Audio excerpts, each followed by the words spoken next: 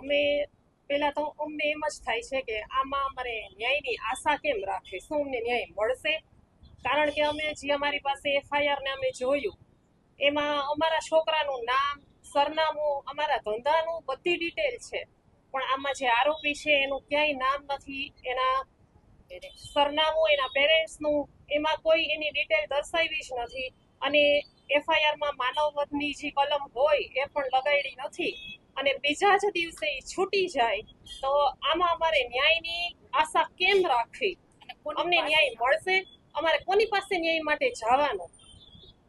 અને આમાં શું સમજવાનું? બીજા દિવસે આવો અમારા છોકરાને મારી નાખ્યો, એ બીજા જ દિવસે છૂટી જાય તો આ શું છે?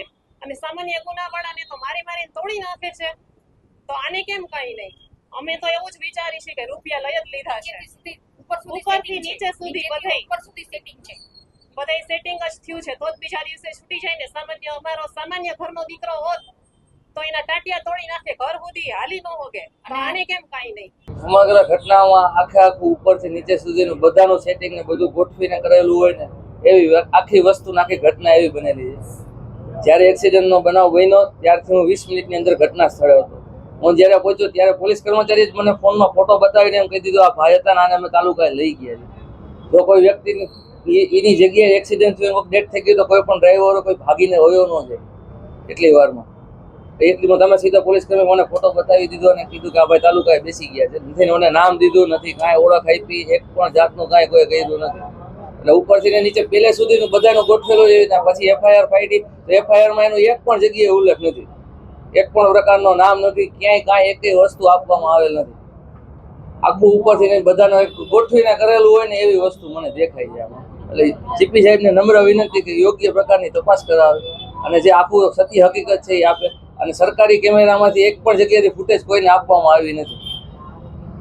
એનાથી 200 મીટર ને 100-200 ફૂટની અંતરે છે આરએમસી નો કેમેરો, તો કેમેરાની ફૂટેજો કોઈને કેમ રિવીલ કરવામાં નથી આવતી? આરોપી છૂટી ગયો છે બરાબર છે, પણ તેને જાહેર કર્યો ત્યારે મોઢા ઉપર બાંધેલું હતું, કોઈ ઓળખ કરી ના શકે કે હતું કોણ. મને કોઈ પણ વેપારી, કોઈ પણ અધિકારીએ કે કોઈ પણ પોલીસ કર્મી એમ નથી કીધું કે આ ભાઈ હતો ને આ ભાઈ રૂબરૂ સમક્ષ કોઈ મળાવ્યો નથી. આરોપીનું નામ આત્મન છે એવું કહેવામાં આવે છે. આપણને હું ગયો ત્યારથી મને એ રીતના બતાવીને કીધું છે કે આ ભાઈ હતા ને આ હતું, આ રીતે છે. પણ એ ભાઈએ સમજ કરેલું છે તો એને ત્યાં રાખવો પડે ને હાજર, જવા તો દેવાય નહીં. આરોપીનો ફોટો મને પોલીસ કર્મીએ ત્યારે ઘટના સ્થળે બતાવ્યો ને એ આ રીતનો છે. ન્યાયની માંગમાં એટલું જ છે કે જે યોગ્ય, સાચી, સચોટ અને જે સત્ય હકીકત હોય એ સામે આવે. આમાં કોઈ પણ પ્રકારનો ક્યાંય ઉલ્લેખ નથી, ક્યાંય કોઈને કહેવામાં નથી આવ્યું કે નથી કોઈને જાણ કરવામાં આવી નથી.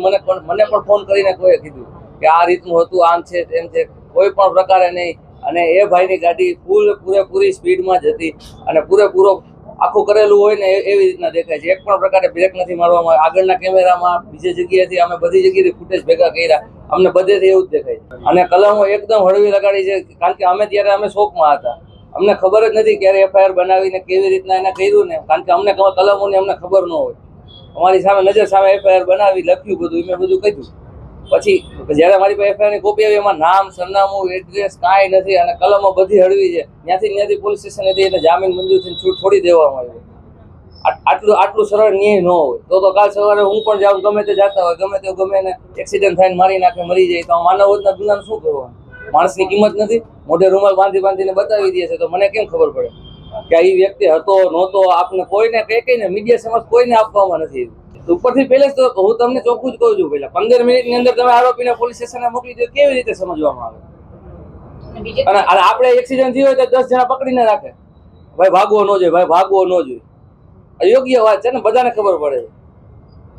એટલે જે સાચું, સચોટ અને જે હકીકતમાં છે એ બહાર આવે અને 105ની માનવવધની કલમ આવે એ લગાડવામાં આવે. હલકી કલમો લગાડીને એમને ખબર આમાંથી છૂટી જાય એવી કલમો લગાડેલી છે. આ કઈ નાનો ગુનો નથી. અમે 20 વર્ષનો ભાઈ ખોયો છે મેં, તો જેનો ગયો હોય એને ખબર હોય. આમાં યોગ્ય ન્યાય અપાવે તમામ અધિકારીઓ અને બધા સાચી રીતે અને સરળ સત્ય હકીકતમાં બહાર લઈ આવે. આમાં કહેવાનું એક જ છે કે એફઆઈઆરમાં કેમ એનું નામ જ નથી કોઈ વસ્તુ? પહેલા તો એ જ કાયદો એમ કહે છે કે એફઆઈઆરમાં નામ કેમ નથી? આરોપીનું નામ તો હોવું જોઈએ ને. અમને એફઆઈઆર આપી એમાં નામ જ નથી. અમારી બધી ડિટેલ છે.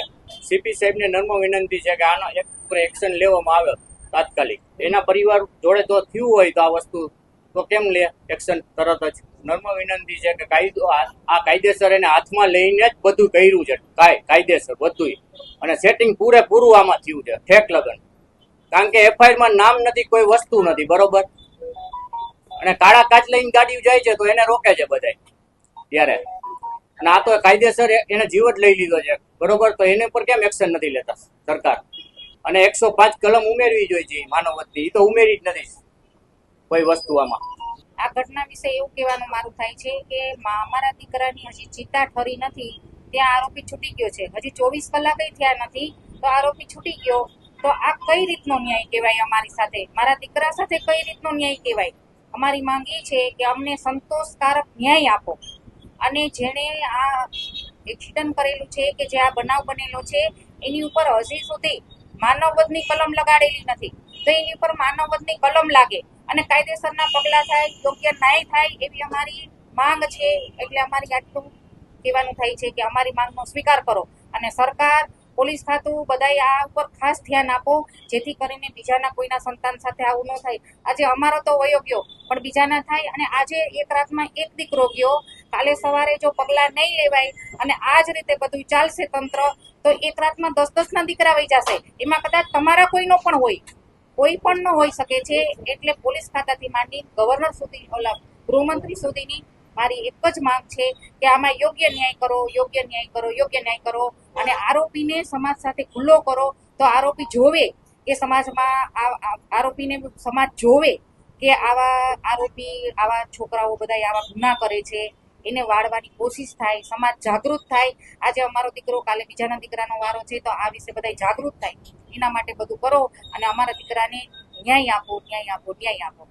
ન્યાય માટે એને કલમ લગાડો માનવવધની. અને હજી સુધી મને મારા ઘરના જે મેમ્બરો છે એને મને, અમને તો લેડીઝ છે, બહુ અમને આ બાબતમાં ન ખબર હોય, પણ અમારા જેન્ટ્સે એવું કીધું કે એફઆઈઆરમાં હજી સુધી એના પપ્પાનું નામ છે, એનું એડ્રેસ છે, એની જે પર્સનલ ડિટેલ છે, ગાડી વિશેની, ગાડીનો ખબર છે કઈ છે, નંબર ખબર છે, પણ એની પર્સનલ ડિટેલ કાંઈ અમારી પાસે આવી નથી.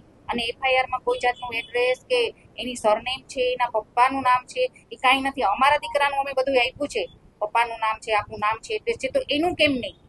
જરૂર તો એની છે, કેમ કે આરોપી એ છે, અમે તો નથી આરોપી. તો એનું બધું જાહેર થવું જોઈએ. આવી રીતે જો છાવરશું તો સમાજમાં ગુના વધશે, સમાજ વ્યવસ્થા પડી ભાંગશે. એટલે અમારી અરજી સ્વીકારે અને આમાં યોગ્ય ન્યાય કરે. અને કદાચ આમાં અમને અમારા દીકરાને સંતોષકારક ન્યાય નહીં મળે તો અમારી ત્યાં સુધી તૈયારી છે કે અમે અહીંથી ઘરે નહીં જાય, અમે અહીં ધરણા ઉપર બેસવા સુધીની અમારી તૈયારી છે.